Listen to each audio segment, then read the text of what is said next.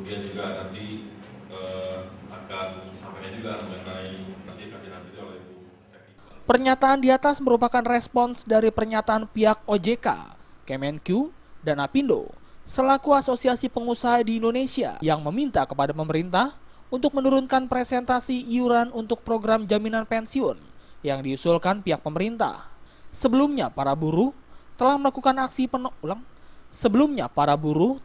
aksi menolak pengganjalan jaminan pensiun yang akan dimulai pada 1 Juli 2015 besok.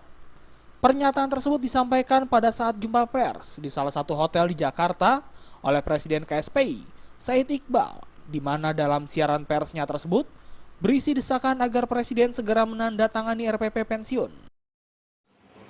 Dari beberapa konfederasi serikat buruh, yaitu KSPSI Anigani, KSBSI Budofir, KPBI Ilhamsa, KSPI, dan federasi-federasi serikat buruh yang berada di dalam konfederasi tadi, dengan ini menyatakan dan meminta kepada Presiden Jokowi untuk menandatangani rancangan peraturan pemerintah tentang jaminan pensiun paling lambat di tengah bulan Juni tahun 2015 ini dengan isi jaminan pensiun yang diusulkan Menaker sesuai dengan Undang-Undang SJSN pasal 39 ayat 2 di mana mempertahankan derajat kehidupan yang layak bagi pensiunan, termasuk perlindungan sosial untuk memenuhi kehidupan dasar hidup layak.